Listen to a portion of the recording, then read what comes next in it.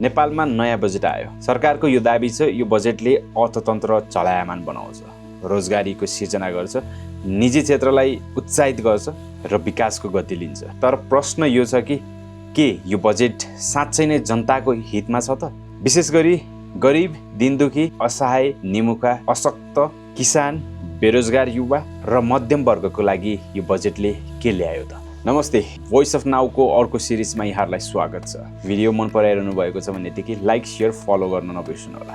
अब हामी चर्चा गरौँ आर्थिक वर्ष 2083-84 को बजेटको। सबैभन्दा पहिले बजेटको आकार हेर्ने हो भनेदेखि यस वर्ष सरकारले करिब 21 खर्ब 24 अर्बको बजेट लिएर आएको छ। यसको ठुलो हिस्सा चालु खर्चमा गएको छ भनेदेखि विकास निर्माण अथवा पुँजीगत खर्च अझै पनि तुलनात्मक रूपमा कम देखिन्छ। सरकारले यो बजेटलाई आर्थिक सुधार, लगानी वृद्धि र रोजगारी सृजनाको बजेट भनेर भनेको छ।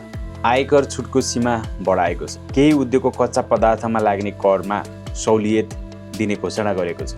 आइटी र स्टार्टअप क्षेत्रलाई पनि केही सहुलियत दिएको छ। तर अब मुख्य प्रश्नतर्फ जाउँ, गरिबका लागि यो बजेटमा के छ त? बजेट भाषण सुन्दाखेरि गरिब, निमुखा, असहाय, किसान, मध्यमवर्गीयको लागि चाहिँ यो बजेटमा धेरै कुरा चर्चा गरिएको जस्तो देखिन्छ। तर वास्तविकतामा हेर्दाखेरि गरिबको जीवनस्तर परिवर्तन गर्न ठुलो संरचनात्मक कार्यक्रम खासै देखिँदैन। सामाजिक सुरक्षा भत्ताको निरन्तरता छ, तर नयाँ कुनै क्रान्तिकारी योजना खासै देखिँदैन।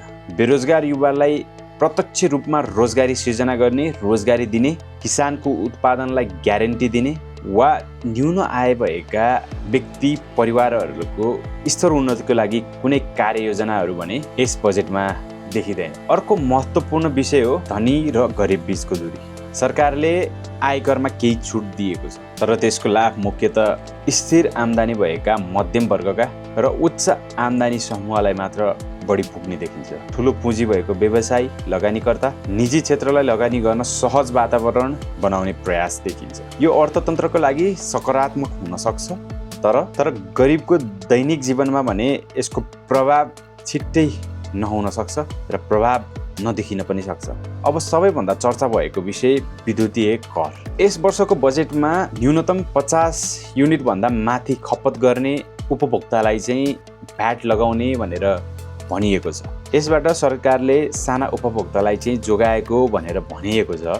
तर वास्तविकतामा के हो भनेदेखि 50 युनिट भनेको धेरै परिवारको लागि निकै कम खपत हो। आजको समयमा एउटा परिवारमा फ्रिज, इन्डक्सन, वासिङ मेसिन जस्ता लगायतका उपकरणहरू मजाले युज हुन्छ र त्यसमा 50 युनिट भनेको सामान्य रूपमा पनि उठ्छ, अझ भनौँ नाग्न सक्छ।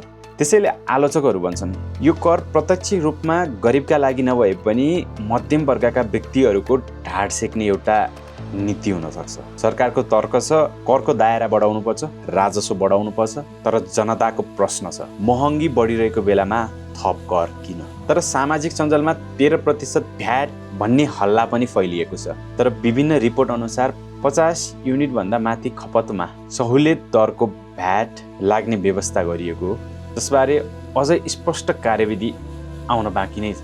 अब केही बजेटका सकारात्मक विषयहरूको बारेमा चर्चा गरौँ। आइटी, स्टार्टअप, डिजिटल अर्थतन्त्र, जलविद्युत र पूर्वाधार क्षेत्रमा सरकारले केही महत्त्वकाङ्क्षी योजनाहरू ल्याएको छ। ऊर्जा उत्पादन वृद्धि, निजी लगानी आकर्षण, प्रविधि क्षेत्र विस्तार र कर प्रणाली सुधारका विषयहरू दीर्घकालीन रूपमा सकारात्मक मान्न सकिन्छ। तर नेपालको मुख्य समस्या बजेट लिएर आउनु होइन, कार्यान्वयनको हो। हरेक वर्ष बजेट लिएर आउने बेलामा ठुला सपना देखाइन्छ। सडक, रोजगारी, कृषि, उद्योग, कल कारखाना, शिक्षा, स्वास्थ्यमा ठुलो घोषणा गरिन्छ, तर वर्षको अन्त्यमा विकास खर्च नै पुरा नहुने, आयोजना अधुरै रहने र जनता निराश हुने अवस्था देखिन्छ। त्यसैले यो बजेट अहिले नै उत्कृष्ट हो भनेर भन्ने आधार देखिँदैन। यो बजेटलाई हेर्दाखेरि निजी क्षेत्र र आर्थिक सुधारतर्फ बढी ढल्केको हो कि भन्ने आकलन गर्न सकिन्छ। मध्यम वर्गलाई केही राहत भन्ने पक्कै दिन खोजेको छ, तर गरिब, किसान, बेरोजगार युवा र दैनिक ज्याला मजदुर गरेर खाने व्यक्तिहरूको लागि भने स्पष्ट कार्यक्रम नलिएर आएको भएर यस पक्षमा भने कमजोर देखिन्छ। अन्तिम निष्कर्ष के हो भने यो बजेट न पूर्ण रूपमा जनमुखी छ, न पूर्ण रूपमा असफल छ। यसमा केही सुधारका सङ्केतहरू छन्। केही विवादास्पद कर नीति र धेरै आशा कार्यान्वयनतर्फ टिकेका छन्। तर यदि घोषणा गरिएको योजना कार्यान्वयन हुने हो भने आवश्यक बजेटहरू योजनामा खर्चिने हो भनेदेखि चाहिँ यो बजेट सफल हुने सङ्केत पनि देखिन्छ। तर कार्यान्वयन कमजोर भयो भने यो बजेट पनि पहिलेको बजेटहरू जस्तै कामकाजमै सीमित हुने अवस्था धेरै देखिन्छ।